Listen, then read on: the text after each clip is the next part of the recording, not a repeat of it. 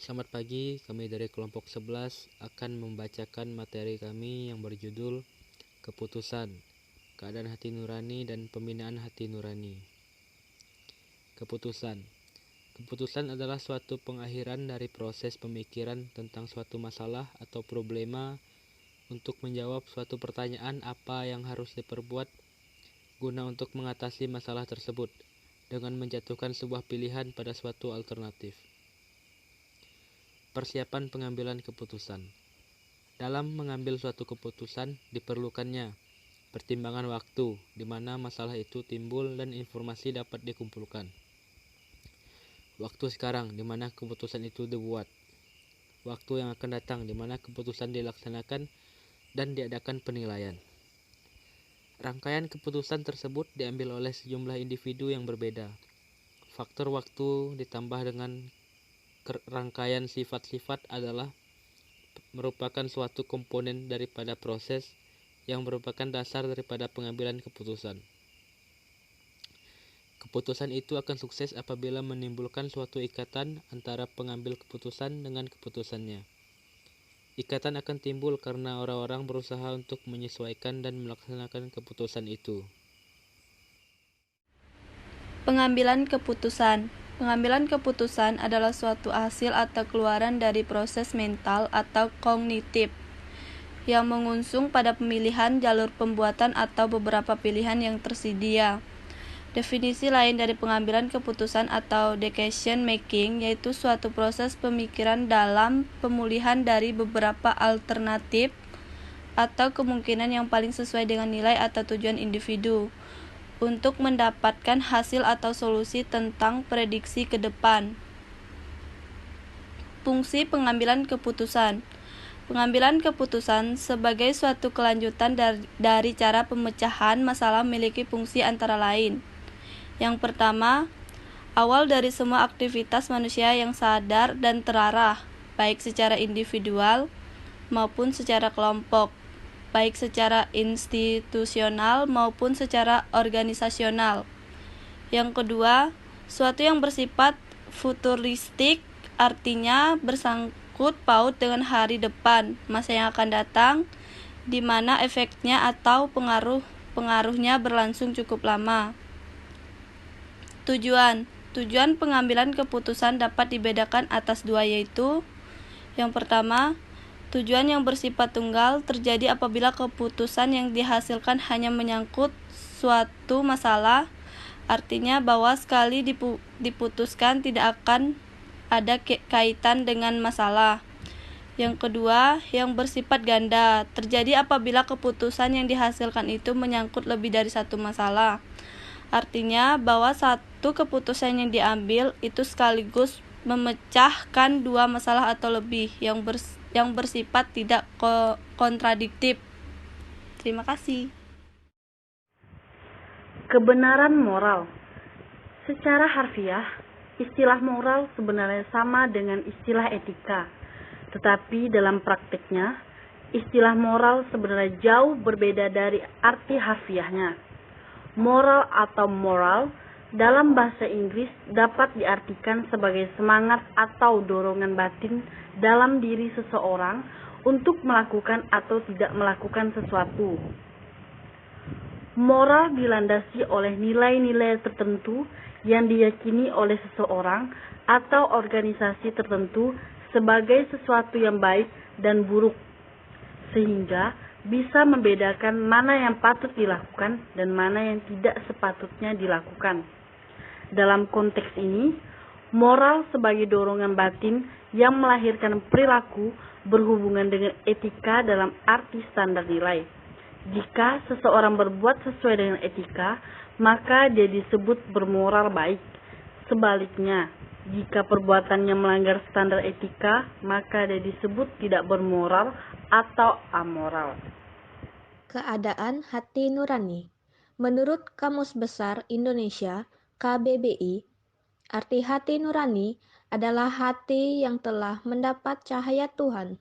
Arti lainnya dari hati nurani adalah perasaan hati yang murni dan yang sedalam-dalamnya, yang dimana hati nurani itu bukan kemauan, kecenderungan, emosi, ataupun keinginan. Philo, seorang yang dikatakan sebagai yang pertama mengadakan pemikiran secara teologi tentang hati nurani, mengatakan bahwa hati nurani adalah bukan saja ruang pengadilan, tetapi sesuatu kegiatan tersendiri yang bersifat memberikan norma kehidupan yang dibentuk Allah, yang artinya hati nurani itu bertindak seperti membawakan seseorang pada suasana pengadilan di dunia di mana dia dituduh, dipersalahkan, diyakinkan, dan ditegur. Tetapi hati nurani itu juga memberi perintah, perbaikan, dan nasihat. Keadaan hati nurani dalam diri manusia yaitu sebagai berikut. Yang pertama, hati nurani yang semestinya membisikkan, di mana dalam diri manusia hati nurani pada umumnya tak bercela, meskipun hati itu pernah sesat, karena tingkat pengetahuan akan sesuatu dan ketidaktahuan manusia. Hati manusia selalu mengatakan, lakukan yang baik dan hindari yang jahat, mengarahkan, di mana setiap perbuatan menunjukkan identitas pribadi manusia, maka manusia dikatakan baik ketika mampu melakukan yang baik. Tetapi jika manusia melakukan yang jahat, maka dikatakan jahat. Di sini perlu kesadaran moral dan pertanggungjawaban atas perbuatan agar manusia terarah pada situasi hidup yang lebih baik. Menuntun keadaan yang pernah dialami menjadi pengalaman yang paling berharga.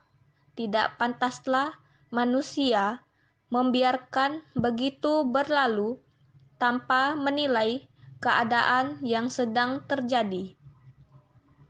Nilai dapat berupa positif dan juga dapat berupa negatif. Perlulah secara moral bahwa perbuatan itu baik atau buruk, di mana keputusan suara hati ingin mencapai sesuatu demi kepentingan pribadi dan kepentingan bersama, maka orang dituntut untuk bertanggung jawab. Yang kedua, keadaan suara hati yang dapat keliru. Bimbang. Kebimbangan dalam hati manusia akan ada ketika tidak mampu menilai mana yang pengalaman dalam hidup sehari-hari menunjukkan bahwa selain tak luput dari kekeliruan atau kesalahan, hati nurani juga tak bebas dari kebimbangan. Tidak hanya sedikit manusia bingung atau malah ada yang tak tahu harus berbuat apa ketika mengambil suatu keputusan. Sebagai contoh, bimbang dalam memilih untuk berkuliah di mana. Kacau. Dalam Kamus Lengkap Bahasa Indonesia, kacau artinya campur aduk, bancuh, kusut, tidak tentram. Dengan pengertian itu, dapat dikatakan bahwa suara hati dapat mengalami kekacauan karena timbulnya perasaan di mana hati tidak tahu harus berbuat apa. Kekacauan juga timbul akibat ketidaktahuan manusia dalam mengambil keputusan, sehingga dapat menimbulkan suara hati yang keliru, di mana hati yang keliru atau sesat biasanya ditimbulkan karena berhadapan pada dua ketentuan atau peraturan antara takut kalau menjadi dosa atau takut salah memilih di antara kemungkinan yang akan dipilihnya. Skrupulus atau kecemasan batin yang tak beralasan.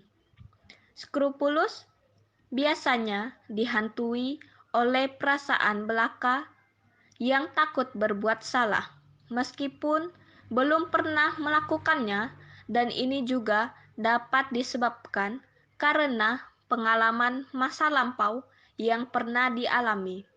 Oleh karena selalu dijiwai rasa takut, maka seseorang skrupulus takut bertindak dalam segala hal dalam anggapannya semua berkaitan dengan dosa, meski sebenarnya tidak. Keadaannya berakar dalam diri yang mengalami gangguan emosional. Orang yang skrupulus ini selalu beranggapan bahwa tindakannya menjengkelkan Tuhan. Skrupulusitas adalah ketakutan yang menetap, mengganggu, dan tak beralasan yang dialami seseorang. Pembinaan hati nurani. Pembinaan hati nurani merupakan upaya yang hakiki agar manusia lebih mampu hidup dan bertindak sesuai dengan bisikan hati nurani yang bisa dipertanggungjawabkan secara moral. Melalui pembinaan hati nurani, manusia diharapkan bisa terhindar dari kesesatan dalam pengambilan keputusan dan tindakan. Tujuan pokok pembinaan hati nurani adalah hati nurani yang secara subjektif dan objektif benar. Dengan hati nurani yang baik dan benar, seseorang akan selalu terdorong untuk bertindak melakukan kehendak Tuhan dan menuruti norma-norma moral objektif.